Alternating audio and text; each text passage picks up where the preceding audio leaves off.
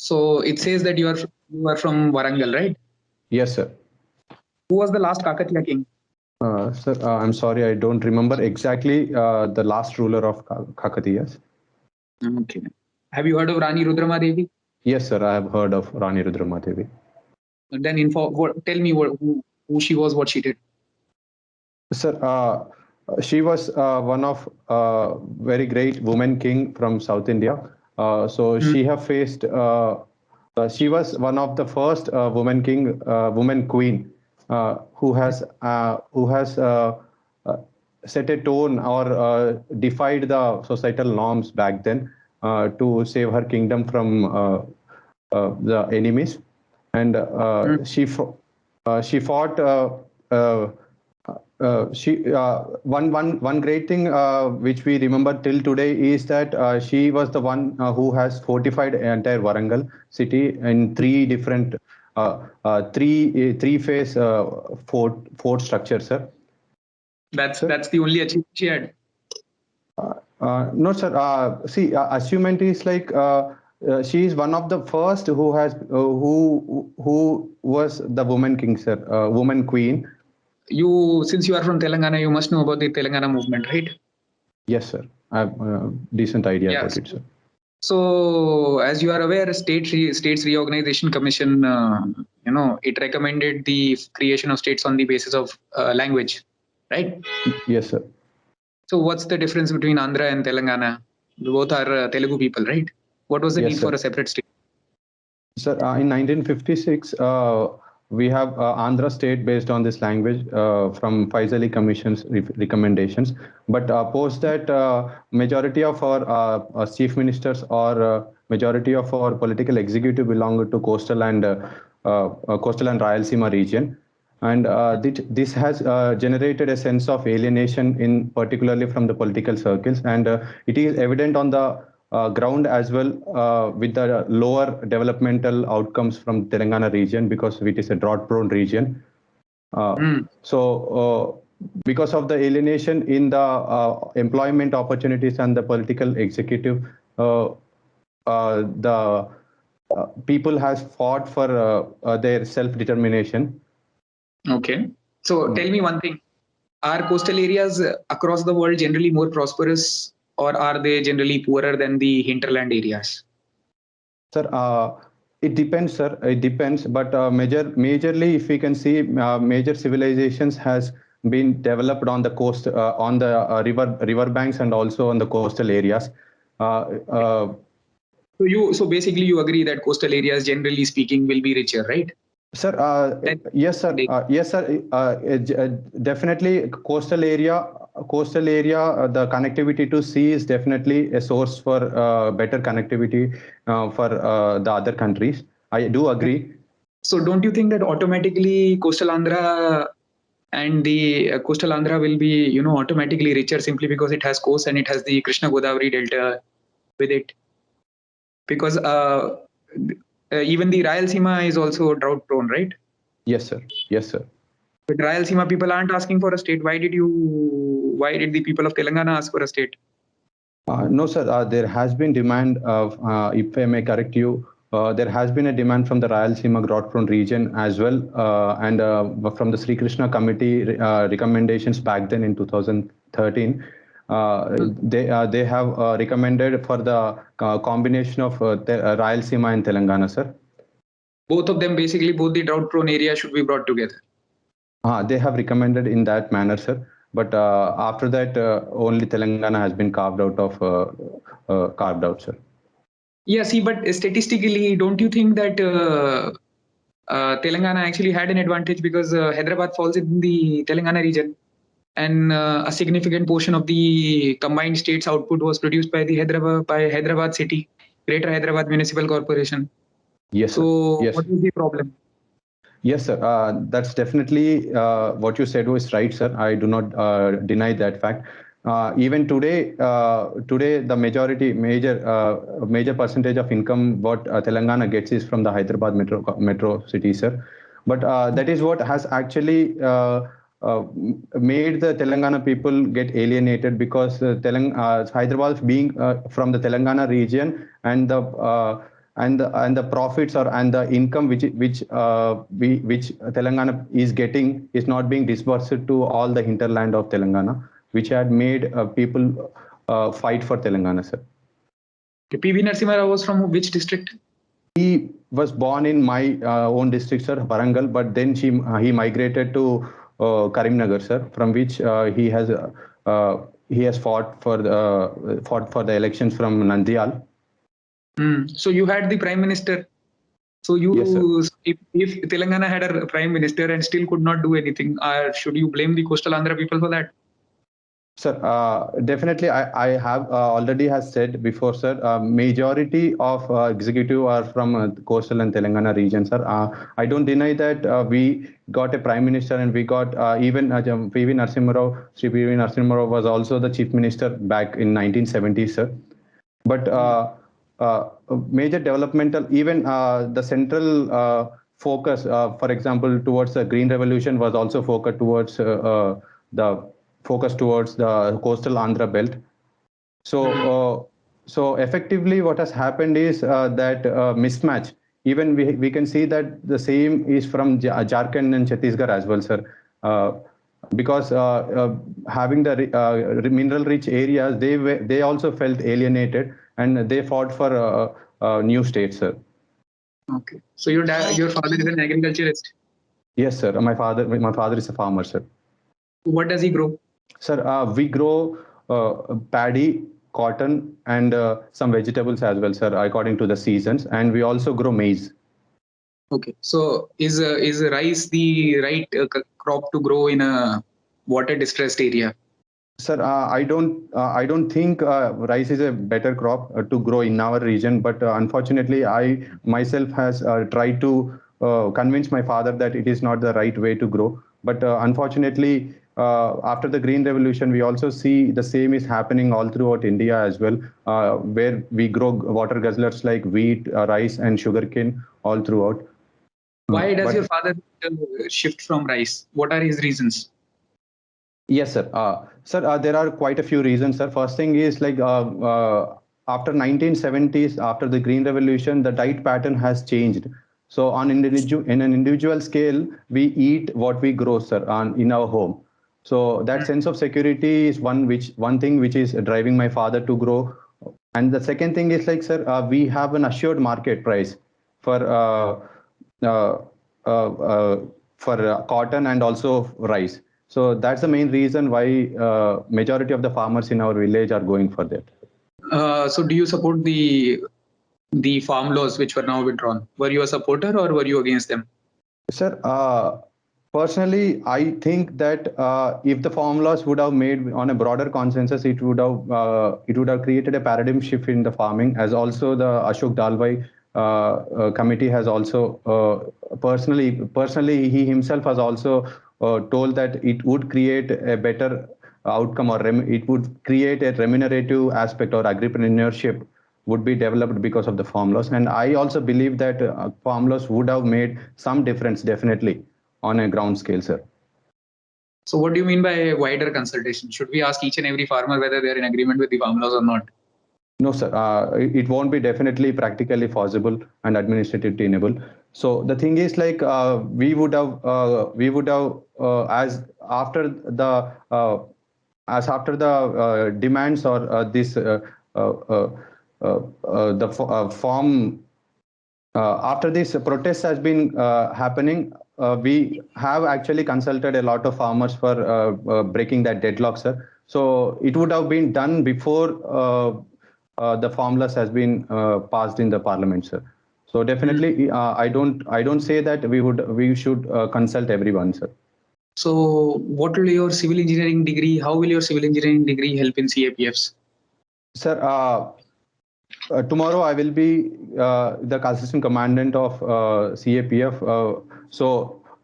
Being in the administrative side, I would be able to create some prefabricated structures which will be useful for my soldiers or my team in the let us say if we are in forest, or if I'm in ITBP, I have to go to the areas which are not so reachable. They are not reachable, or in the let us say in left-wing extremist areas, where I have to make ready-made tents, and also with using my engineering knowledge, I could also ensure that the structures which are made, for example, in the Indo-Nepal border, they are made well with respect to the law book, sir. I will ensure the quality as well, which will be done and in a proper manner. Kiran, you are from Warangal. Yes, sir, Warangal is famous for a product which has a GI tag. What is that product? Yes, sir. It is Telia Rumal, sir. Telia Rumal. Yes, sir. What about Durris? Duris also, sir. Okay. So Telia Rumal also has a GI tag. Yes, sir. Okay, fine. Kiran, you have graduated from IIT Delhi, Yes, sir. right? And I think you are also appearing for civil services. Yes, sir. Okay, so what's your optional in civil services? Sir, my optional is chemistry, sir. Your optional is chemistry. Okay. Right now, just a new variant has emerged. And what we are seeing is that many countries have reported that probably it may evade vaccine protection, right? So, what is the nature of these mutations? Because we have also come across many other diseases against which we have successfully developed vaccines, even though it has taken a lot of time as compared to COVID. But in this case, we are continuously seeing mutations, which is not the case with diseases for which we have developed a vaccine or something. So why are we seeing these mutations in case of COVID? Sir, I may beg your pardon, sir. It is with every other virus as well, sir. Generally, viruses are known for their mutations, sir. But unfortunately, we as humans aren't well equipped with our immune systems with the mutations which COVID-19 is going through, sir. And majority of the viruses which undergo mutations are harmless for us. But unfortunately, with this case, we aren't well equipped, sir. Okay, why is the case? Why is such a case with COVID that the mutations are harmful, even though the symptoms are of, let's say, a common cold or a viral fever? Because we also get viral fever, right? It is also caused due to a virus, but it has a normal recovery process. Even if people don't take medication, it will take around 4 to 5 days for people to recover. But why is there a difference with COVID? Sir, I'm sorry, I don't know technical reasons behind it, sir. Currently, we saw that there was a unfortunate shootout in Nagaland, right? In which civilians were killed, and subsequently there are demands of repealing of AFSPA. When it comes to the Northeast, right? Which are the forces which are deployed in all the northeastern states, and which are the states which are currently under AFSPA in Northeast? Sir, there are two questions which you have asked. First thing is, which are the forces which have been deployed? I will answer that first. Sir, we have Assam Rifles and we have BSF as well, which is being employed there. And on the border, we also have in the interland, we also have the police of those particular states. And coming to the second question, sir, which of the states having the AFSPA? Sir, AFSPA is in Nagaland, Manipur, and in certain areas in Mizoram and Arunachal as well, sir, as far as I remember. What about Assam? Sir, I'm sorry, I'm not able to recollect rightly, sir. So, Kiran, in many cases, we see that whenever a encounter happens, or even in Kashmir, we are seeing that yesterday some of our soldiers were killed. They were martyred there in a terror attack. So, in these cases, wherein in some points security forces are martyred, or let's say civilians are killed. So how do you interpret it? Is it because of the multiplicity of agencies involved, or is it a case of intelligence inputs being not interpreted properly? How do we view this? Sir, I do agree that there is the intelligence lacking, which we have seen in case of Pulwama attack last time, which has killed nearly 30 CRPF Jawans. Sir, I do also agree on that respect that we have this multiplicity of forces which is rendering the duplication of works, or which is rendering the basically the cooperation is missing in between the forces. So yes, sir, I do agree with you what you're saying, sir.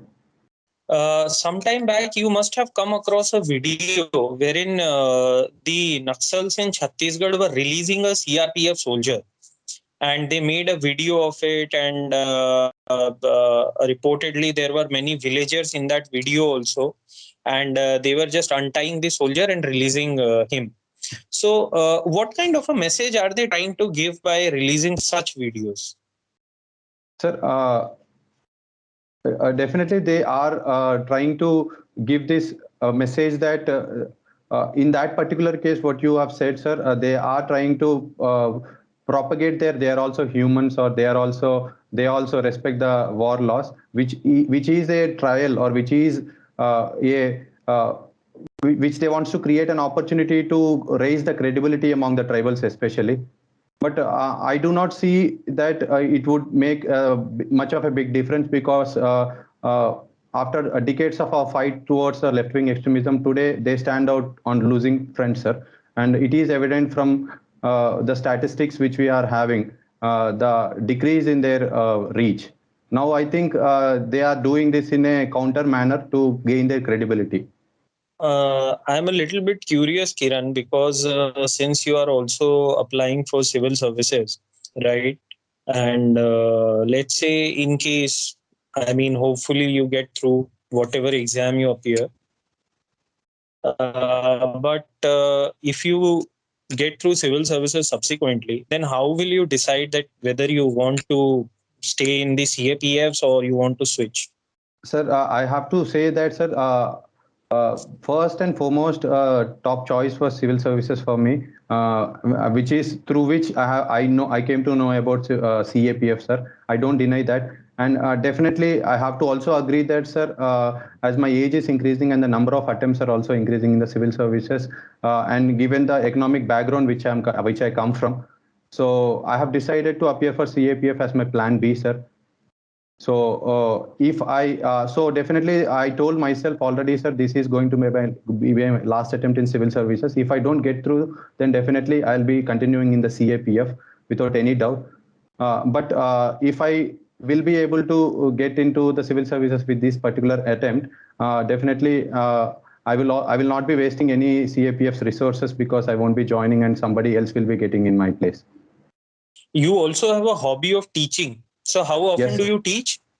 Sir, I teach whenever in my leave times. I do teach even one class per day each day. But whenever my schedule gets tighter, I generally take it once and twice in the week, sir. Good afternoon, sir. Good afternoon.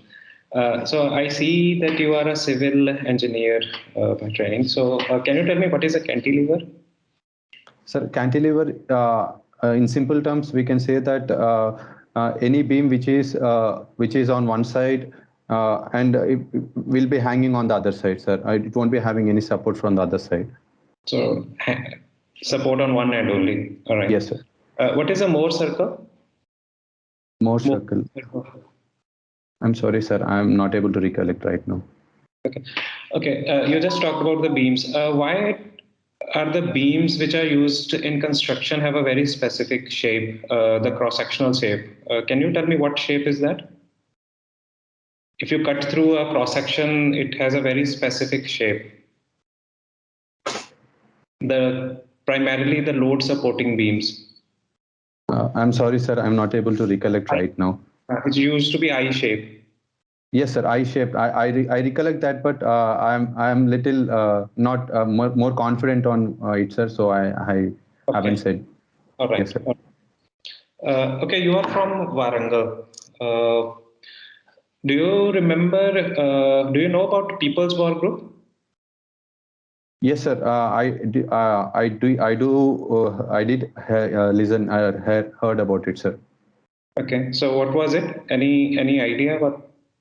Sir, People's War Group was this Naxalism or left-wing extremist group, which has its roots from the REC, a Regional Engineering College back then in 1970s, which became the NIT Warangal. Yes. From there, it has created a lot of trouble in Telangana, especially in 1970s and 80s. And what happened to it? Sir, with a very with the effort of Greyhounds, which is a specialized force in Telangana, today its impact is very negligible, sir. I think it is virtually absent, I think. It merged with this CPI only. Yeah. So Warangal is free from nationalist terrorism now, is it? Sir, I can say so, sir. But with the new division which we are having, Warangal Rural and Warangal Urban, I think it is virtually absent, sir. But the erstwhile Warangal, which is which has Mulugu and Bhupalpalli region, also still there are at times we see some presence of Maoists, and also at times we see some acts of Maoists in giving some demands towards the villagers or tribal villagers. So is Warangal still classified by the government as a Naxal affected district? Sir, Warangal Rural is still classified it as a Naxal affected district, sir, because it is also under aspirational district program as well. Okay. Under left-wing extremist affected areas. Okay. So any other district in Telangana which is under Naxal affected? Yes, sir. Asifabad, Adilabad, and also Bhupalpalli. Why do you think that even after 40, 50 odd years, the movement is still, we have not been able to eradicate the movement? What do you think are the reasons? Sir, there are quite a few reasons for this, sir. One is that we have adopted a strategy, tribal punchil, since back then, sir. We never tried to force the development or force the outer civilizational values on the tribals. We made them develop on their own scale, sir, which is being exploited by the Naxals. And second thing is, sir, there is this geographical factor which is making us difficult to enter into the places which these people are present, especially the Dandakaranya region. And the Maoists particularly are exploiting the innocence or the illiteracy with which the tribals are having, and they are propagating the propaganda against the state with the lack of development.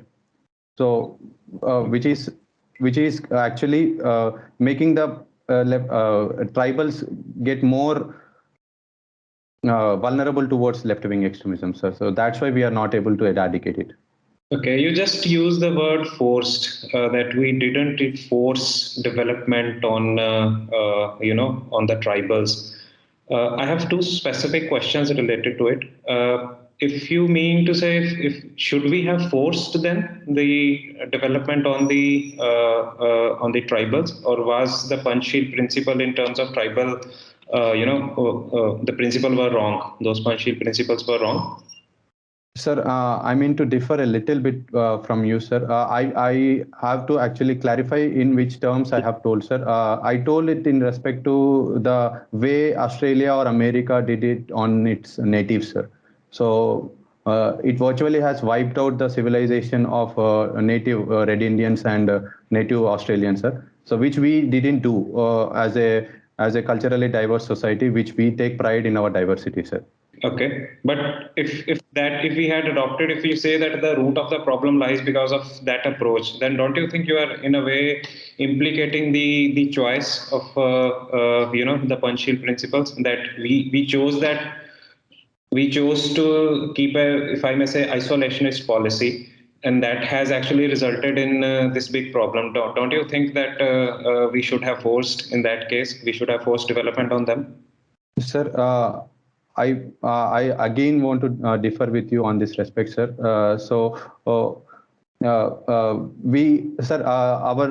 Our state, our constitution gives us this idea of welfare state, which has given rights to all the sections of the society to have this liberty to have this choice to develop at their own scale and at their own pace. So we have utmost respect towards our culture and diversity. The forcing would definitely create more alienation than assimilation, sir, I feel. Okay, then what should have been done? What if we say that because you made that statement, I'm just trying to elaborate on that. I'm trying to understand what you meant by that. So if you are saying that we could not have forced, then what should have been our approach? Because we didn't force development on them, and it has resulted in the menace. And now you are saying that if we force development on them, probably it will violate their rights. Then how do you strike the balance between the two? Sir, back then in 1970s, after first 30 to 40 years, because of the lack of connectivity of tribals with the outer world, definitely if we would have went through the same agenda which we have gone through the rest of India with the tribals, it would have created certainly a problem, sir. But today, in a well-connected world today, I think tribals are well aware of what is going in and around, and there also we have a lot of aspirations to develop and get to integrated into the society. We assimilate them today, but don't you think that that strategy would have been, of no use, because eventually they'll lose their culture. If they get assimilated with the mainstream, they'll lose their culture. Do you agree with this assessment? Sir, for me, I feel that old is gold, but gold has to be polished even now and then to get it to make it shine, sir. So the thing is, like, cultures and civilizations has to progress towards the modernity in order to survive, sir. And when the need arises, every culture has to be malleable in order to go forward, sir. All right. So your father, like you earlier said, your father is also in agriculture. Why do you think that the protest movement was limited to farmers of Punjab and, if I may say, Western UP only, and to some extent Haryana? Why was the movement virtually absent in the southern states? Yes, sir.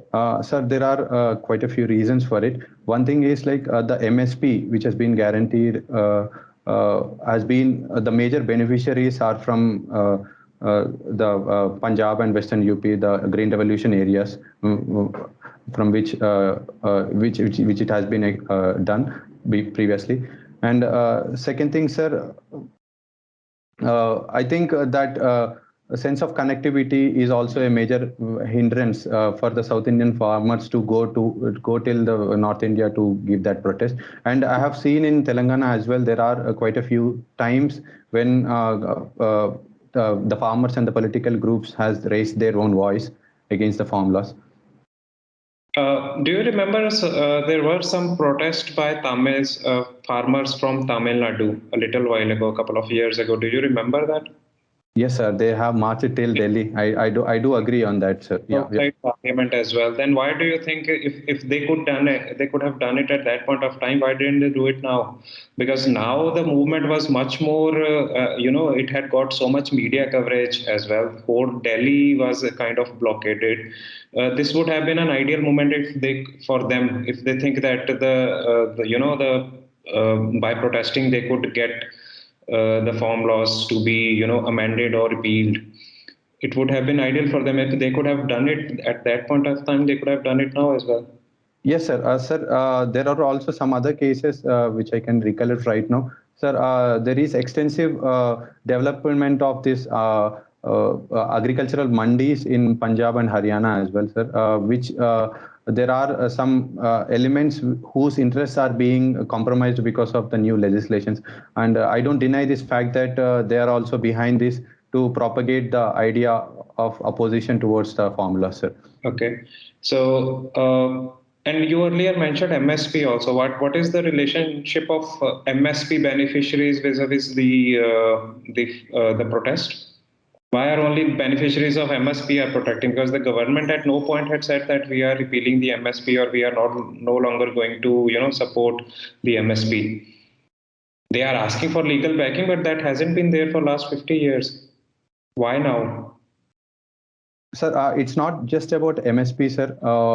The thing is, the formulas is propagating the idea of contractual farming and also the trade facilitation by the